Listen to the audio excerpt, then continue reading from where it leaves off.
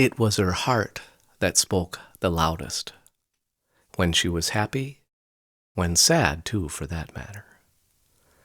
At first I had a hard time understanding what she was saying.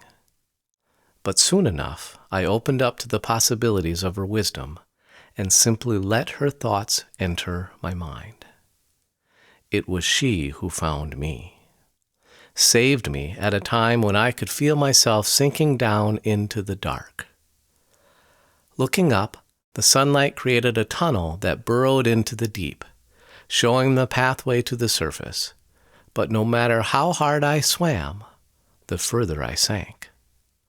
Then, the water itself seemed to grab me from behind and pull me further from the light. "No," I screamed. But the sea rushed in and swallowed up the words and the fear.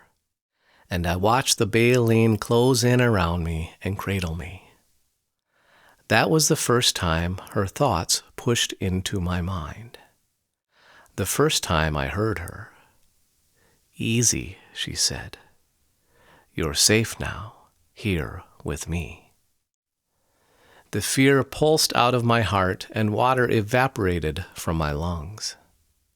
With an easy flick of her great tail, we rose to the surface so we could see.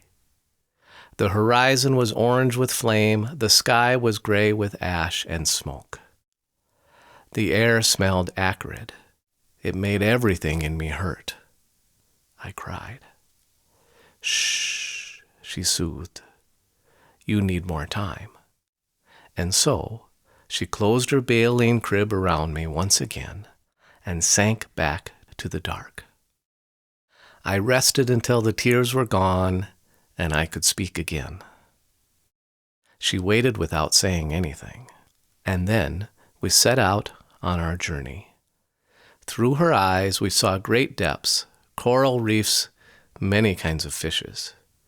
Fish who lit up the deep sea, fish that swam with great speed, dolphins playing, discarded fishing nets, bits of plastic, and globs of oil with rainbows of color reflecting the sunlight sinking down into the ocean. Then one day she said, "You can't stay here. This is not for you. Tonight, I'll take you home, back to the land where you belong." I wanted to protest, but knew there was no point. I had learned her thoughts while slowly formed, and arrived at with great deliberation were deep in their wisdom, like her deep voice that could communicate and reverberate across great distance. I learned to trust her. Under the cover of night, she eased her way onto the beach and released me back onto the land. It was then I realized this was a one-way trip for her, a sacrifice. "Why?" I cried. "Because I could," she said, "and you needed to see and hear me." And then she closed her eyes one last time and let out one long, slow breath.